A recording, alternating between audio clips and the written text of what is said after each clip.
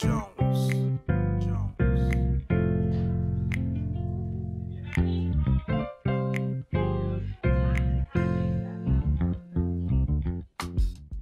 Bonjour à tous, c'est une joie pour moi de vous retrouver dans un nouvel épisode de Sa parole et moi.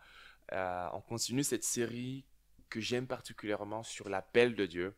J'espère que cela vous parle, cela vous permet d'avancer avec Dieu parce que la moisson est vraiment grande. Et je ne voudrais pas que vous passiez à côté de quelque chose que Dieu a prévu pour votre vie. Alors prenez le temps de considérer avec beaucoup de sérieux ces messages que Dieu a mis sur mon cœur et que je partage avec vous, mais également prenez le temps de prier afin de permettre à ce que le Seigneur puisse agir puissamment dans vos vies. La dernière fois, j'ai abordé la question qui était liée au fait que beaucoup sont appelés. Beaucoup sont appelés. Et je pense qu'en effet, beaucoup sont appelés. Et j'ose croire que beaucoup sont en train de répondre à cet appel. Car les temps sont avancés. La nuit est avancée, nous dit l'Écriture. Et les signes des temps de la fin sont évidents. Non pas qu'on doit être alarmiste, néanmoins, on peut ne pas faire attention à tout ce qui se passe dans le contexte actuel pour faire preuve de sagesse. Et Jésus nous demande de travailler quand il fait encore jour. On ne sait pas combien de temps il nous reste pour travailler. Je voudrais vous inviter à répondre à cet appel et à travailler ardemment. Aujourd'hui, je voudrais aborder un autre volet sur cette question de l'appel de Dieu que j'ai intitulé Des vases différents. Des vases différents. Lisez avec moi 2 Timothée chapitre 2 au verset 20. 2 Timothée chapitre 2 verset 20. L'apôtre Paul dit, dans une grande maison, il n'y a pas seulement des ustensiles d'or et d'argent, mais il y en a aussi en bois et en terre. Les uns sont d'un usage noble, les autres sont d'un usage méprisable. Amen.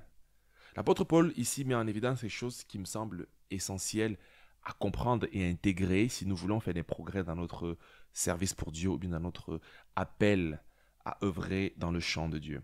C'est de réaliser qu'il y a des vases différents dans une grande maison. Paul dit, il y a différents types de vases dans une grande maison. Et donc la première chose que je voudrais vous inviter à considérer, c'est que dans la maison, lorsqu'elle est grande, il y a différents types de vases.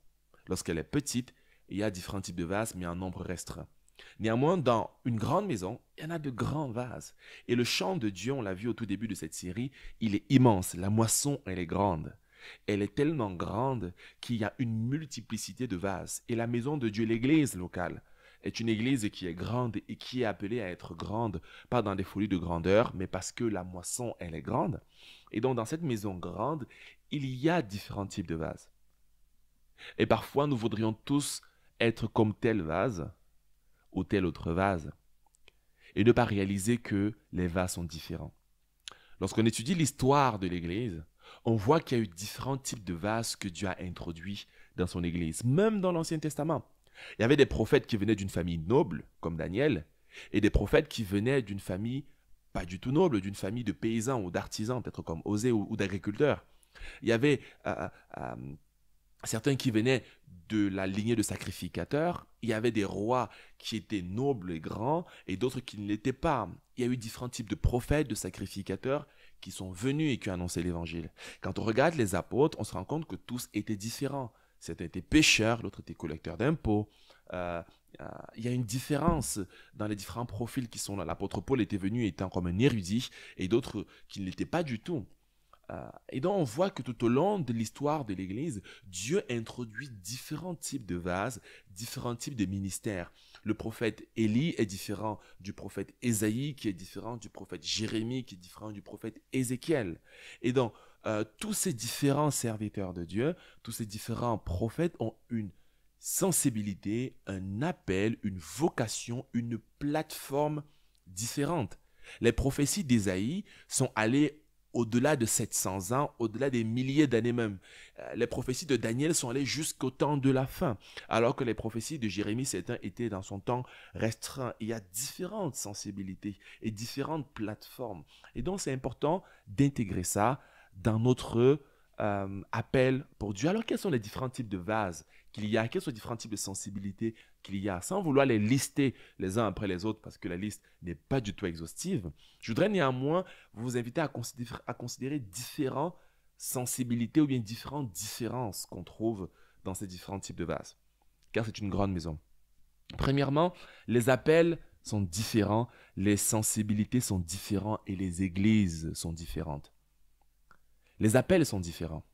Certains auront un appel par exemple pour les jeunes, d'autres un appel pour les moins jeunes, d'autres un appel pour les gens dans la rue, certains un appel pour les gens dans l'église. Et parfois, notre appel résonne tellement fort en nous qu'on voudrait que tout le monde fasse la même chose. Celui qui a un appel pour l'évangélisation voudra que tout le temps on fasse que l'évangélisation.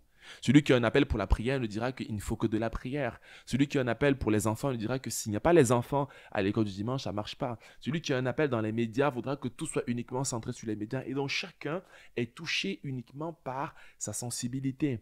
Et donc la recherche du corps de Christ, c'est de réaliser que mon appel qui pèse sur mon cœur, qui est réel et qui est fort, est peut-être différent de l'autre. Il n'est pas en compétition avec l'autre, mais il est en complémentarité avec l'appel de mon frère ou de ma sœur. Et donc, ça nous amène à ne pas être en compétition, mais à être en partenariat. Et lorsque je comprends que l'autre, il a quelque chose d'autre à faire, eh bien, je respecte sa vocation, je respecte son appel. Nous, en tant qu'Église, nous avons notre sensibilité à nous, nous avons notre appel, nous avons notre ADN qui est de sans cesse dynamique, qui se change, mais qui se renouvelle, mais qui est le nôtre. En Évry, nous avons un appel qui va toucher la région d'Évry, peut-être même au-delà, parce que c'est ce que Dieu a mis dans notre cœur et nous le faisons. Et dans la ville d'Évry, peu importe le temps que nous passons ici, peu importe le nombre d'années que nous consacrons à Évry-Courcouronnes, et même si nous évangélisons toutes les maisons, toutes les rues, tous ne se convertiront pas. Et notre Église ne correspondra pas à tout le monde. Et c'est pour ça qu'il faudra garder notre ADN, parce qu'à certains, ça correspondra, à d'autres pas du tout. C'est notre sensibilité, c'est notre appel. Et c'est important de s'identifier comme ça. Il y en a d'autres qui en auront. Et certains, Dieu a préparé cette diversité d'appels pour que chacun puisse recevoir différemment en fonction de l'un ou de l'autre. Et donc, c'est important de reconnaître dans la louange, dans la prédication, dans l'encouragement, dans les différents ministères, les sensibilités des uns et des autres, mais de grandir dans notre appel. On est différents, mais on est tous appelés à grandir dans cet appel. Deuxième type de différence, c'est qu'il y a des attentes différentes. Certains seront consacrés au ministère à plein temps et d'autres ne le seront pas. C'est une question qu'on me pose sans cesse. Certainement, je le serai à un moment donné. Je le dis souvent. Mais pour l'instant, je ne le suis pas. Et je crois que dans le service pour Dieu, certains ont peur de répondre à l'appel de Dieu parce qu'ils ont peur d'être à plein temps. Moi, je ne suis pas. Et donc, on peut avoir une activité et servir Dieu jusqu'à une certaine proportion. Je ne pense pas que tous sont appelés à être au ministère à plein temps. Mais je pense que tous ont reçu un appel de Dieu, une vocation céleste pour œuvrer pour Dieu. Quelqu'un peut travailler et témoigner l'évangile, prier, encourager, former et faire l'œuvre, ce que je fais aujourd'hui. Et donc certains vont le faire, mais d'autres ne le feront pas. Le danger, c'est de se demander à ce que tous fassent la même chose et tous soient identiques. Que chacun fonctionne selon la portion de foi que Dieu lui a communiquée. À certains, ce sera possible, à d'autres, ce ne sera pas ce type de vase. Il y a encore une autre sensibilité. Nous avons des capacités qui sont différentes. Certains pourront faire beaucoup en peu de temps, d'autres pourront faire peu en beaucoup de temps. Nous avons des capacités différentes. La Bible dit que dans la parabole des talents, à l'un Dieu a donné 10, à un autre il a donné 5, à un autre il a donné 1, selon ses capacités. Certains sont capables de porter beaucoup, d'autres pas. Et donc, ça ne sert à rien de vouloir être à tout prix comme l'autre et ne jamais être content de ce que Dieu nous a communiqué parce qu'on recherche à être comme l'autre.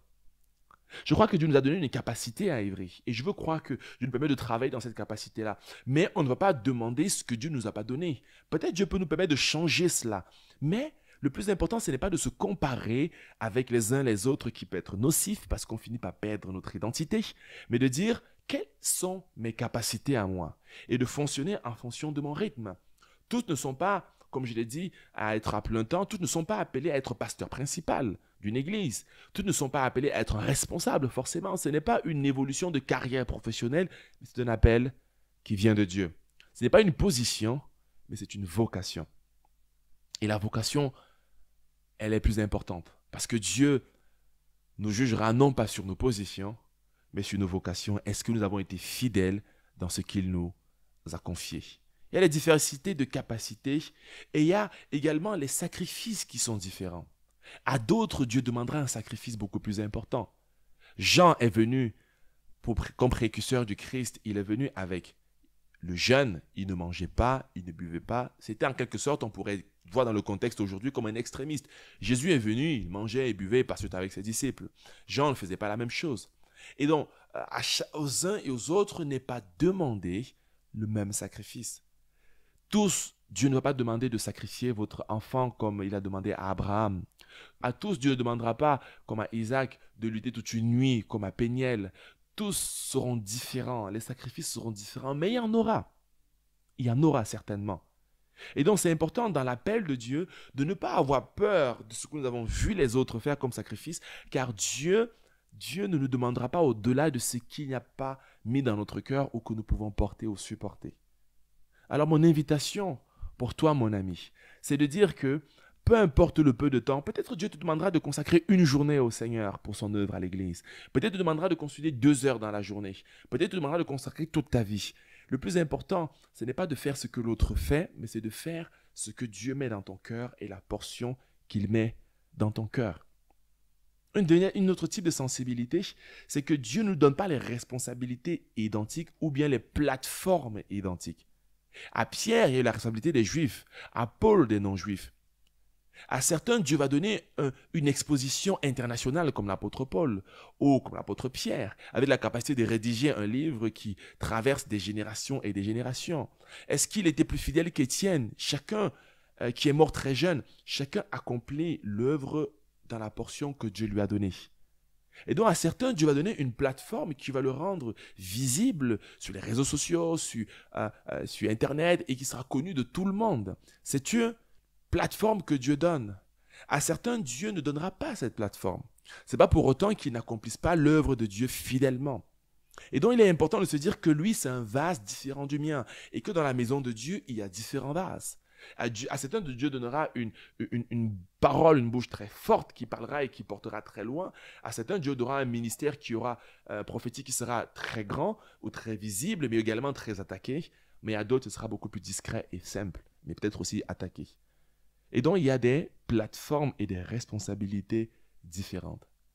Même s'il y a des vases différents, le plus important, c'est que chaque vase serve à l'œuvre de Dieu.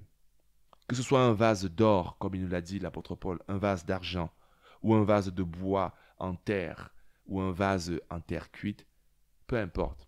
Le plus important, c'est qu'on soit premièrement dans la maison de Dieu et que nous accomplissions ce pourquoi le Maître nous a appelés. Alors, cessons l'esprit de compétition malsain. Recherchons la croissance dans le don que Dieu nous a donné, avec la grâce qu'il nous a donnée, afin d'atteindre le maximum de ce que Dieu a prévu pour nous. On dit souvent le maximum de notre potentiel. Mais restons nous-mêmes.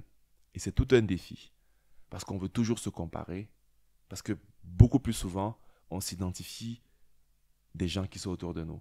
Mais Dieu nous donne de dépasser cela et d'accepter que nous sommes des vases différents, en ne mettant pas le poids sur les autres de ce que Dieu a mis sur nous, mais surtout en même temps à les amenant chacun, les uns et les autres, à grandir dans la grâce de Dieu. Que Dieu vous bénisse, qu'il vous permette surtout de découvrir le vase que vous êtes et d'accomplir votre vocation pour lui. Soyez bénis et à très bientôt pour un nouvel épisode de Sa Parole.